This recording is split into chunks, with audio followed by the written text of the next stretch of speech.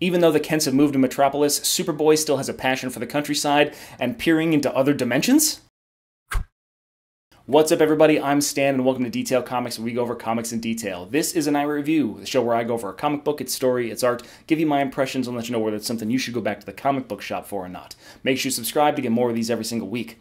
The book that I want to talk about right now is Superman number 42. So we see Jonathan Kent's Superboy, and he's not necessarily at home inside the city. He goes back to Hamilton. He goes to see his girlfriend, a girl who's a friend, and they peer into another dimension and see the Bizarro universe, which is where we get the introduction of Boyzarro. And boy, is it something interesting. So let's dive in and see what kind of tale Tomasi can tell of this parallel world. Superman 42 kicks off a final story arc for Peter J. Tomasi and Patrick Gleason, which is dealing with Bizarro, our favorite alternate Elseworlds version of Superman, and what looks to be his family. So what we're going to see is actually a ton of parallels, a bunch of parallels with this character and the early issues of Superman that Tomasi and Gleason put together at the beginning of their Superman run. While Bizarro is standing over the graves, feeling like he doesn't necessarily belong, we see a red imprint on the ground, very similar, reminiscent of Superman's blue imprints earlier on. He's talking to himself, and I can't even relay what kind of communication style Bizarro has because it's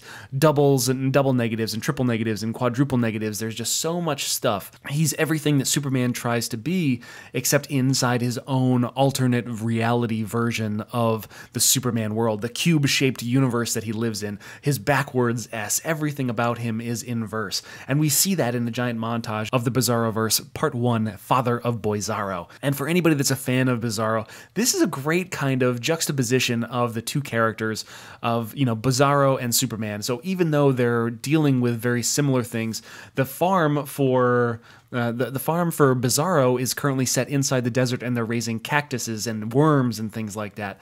But we also see Boyzarro, his interpretation of stuff like that. So while Clark would have been wearing flannel, Bizarro's wearing a floral pattern. And while Superboy would be happy that his father's Superman, Boyzarro is super disappointed, and he hates the fact that his dad's Bizarro.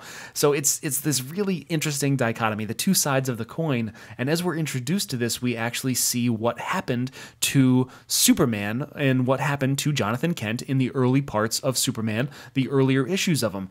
As they're kind of, it's just like, oh, Bizarro's lazy, and Lois is, just really kind of, she doesn't like him at all. She hates him. She smashes him in the face, which is like, instead of slam, it's a tickle. Crashing into something, it's a boing. So there's a bunch of this stuff. So he runs away with the cat. The cat obviously has no hair, and as this hawk person, not like a hawk, but a hawk person comes down with its pet hawk to sweep and get everything away, Boyzarro uncontrollably uses his ice vision to freeze the hawk person, the hawk and the cat, ultimately lending itself to that same scene where John absolutely eviscerates Goldie. So Silver is no longer a part of the realm of the living, and is this kind of ice cube, this icicle. We find that the perception isn't necessarily just showing us what this Bizarro universe is. This is John and Kathy. So they are both using the ship that she was on to create a dimensional portal, or at least a vision portal, into the Bizarroverse. And it's really kind of odd because you see this kind of funhouse mirror version of Superboy with this other Superboy, and there's interference that's causing them to have some sort of feedback that blows them back away from the portal that they were looking through. I mean, other than this heavy, dense page full of text where we're dealing with Jonathan Kent's real lack of, well, he doesn't necessarily like being in Metropolis. There's too many people that he can listen to. There's too few sounds that are similar to what he grew up with. The stars don't come out at night because it's far too bright inside the city, and he doesn't really have the ability to breathe. He doesn't feel at home there. So he comes to visit Kathy, and Kathy was just like, hey, you said you were going to bring me takeout. And because Jonathan is a boy and he's supposed to be responsible, he's supposed to be cooking dinner, he's supposed to be taking out the trash, and those are things that he did not do.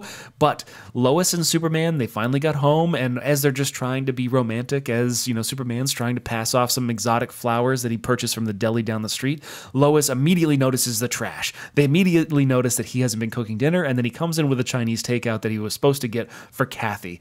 So I just love the family dynamic. Tomasi and Gleason do a phenomenal job on the family dynamic between Clark, Lois, and Jonathan. And then thinking about your parents, you know, when you were a kid, or if you are still a kid, what happens when you're doing something and you're not necessarily telling the truth, you're kind of fibbing, you want to hide a little bit of information? What if your dad was Superman? What if your mom was one of the best reporters in the world? So what kind of third degree do you get at the dinner table as they're trying to figure out exactly what's going on? And as they make this insinuation, they get down to it, it's just like, oh, so who needs powers? Your face is bright red. So, John, how is Kathy? And immediately at the mention of her name, he uses his super speed, cleans everything up, takes out the trash, does all the dishes, and then goes to bed. Love you, good night. Which I thought that was just fantastic. It's just a refreshing, really down-to-earth family kind of moment, and I love everything about it.